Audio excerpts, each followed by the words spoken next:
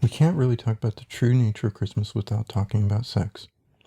Depending on your religious upbringing, the virginity of Mary is probably either not a big deal or one of the most important things that you believe in, second only to the resurrection of Christ. Regardless of where you stand with regard to Mary, you probably believe she's a virgin. But why does that even matter? And while you're thinking about her virginity, question what virgin even means.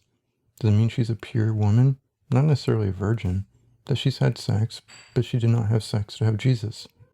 Or maybe that she's a virgin before Jesus, but not one after.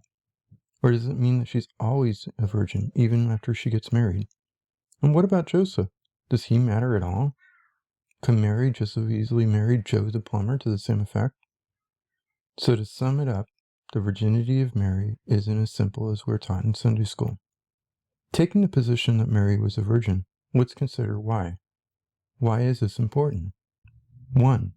Jesus is not man-made. If Joseph was his sperm father, then Jesus isn't exactly divine.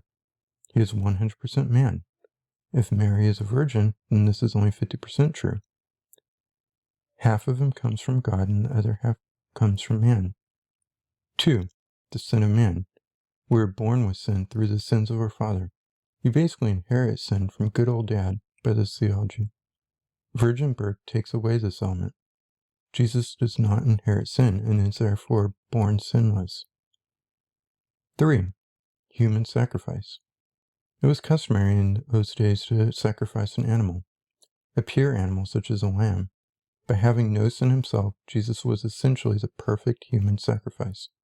He was the only person who could offer himself as a human sacrifice. So let's discuss the real elephant in the room. Virgin birth seems pretty darn important. I've never met a virgin birther, and I bet you haven't either. So why don't John, Mark, or the other epistles talk about it? Did they not know about it? Because it's hard to believe that they wouldn't. It's a pretty big deal. And if they didn't know about it, then is it fair to assume that Matthew and Luke just made it up? First, it's important to note one thing. They don't deny virgin birth, they just don't include it. Audience is key to understanding the lack of inclusion.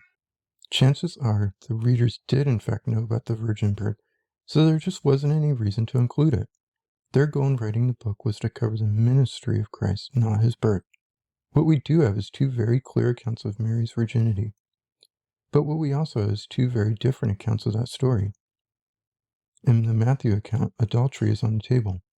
He doesn't try and hide the fact that people will obviously be thinking this, and he wants to be 100% crystal clear to the reader that this was not the case. This is a true virgin birth that we're talking about. Mary did not cheat on Joseph. That's not the case with Luke. All eyes are on Mary in the Luke account. All over the Luke account, we have women. It's fair to say that Luke is far more female-centric than Matthew. Even when women aren't the main characters, they are there to complement male counterparts. He could have easily left them out, but he doesn't. But to Joseph in particular, there's something interesting about how Luke portrays him. Luke never tells the reader how Joseph found out about Jesus, or how he feels about it. There's no angel talking to Joseph and convincing him that this is all God's will. Joseph is kind of a minor character. Luke's emphasis is on showing how women played a quite vital role in the nativity story. Contrary to Luke and Matthew's account, Joseph plays a pretty big role. Mary is there, but she's almost a lesser character. Jesus is obviously the main character, but in Matthew there's a special emphasis to make Jesus feel like a minor character. His account is all about genealogy, about establishing Jesus' place in history. The theme of Matthew is simple. Jesus is the new Moses. A new covenant has rolled into town, and it all starts with the virgin birth. Without the virgin birth, the covenant would look a whole lot different.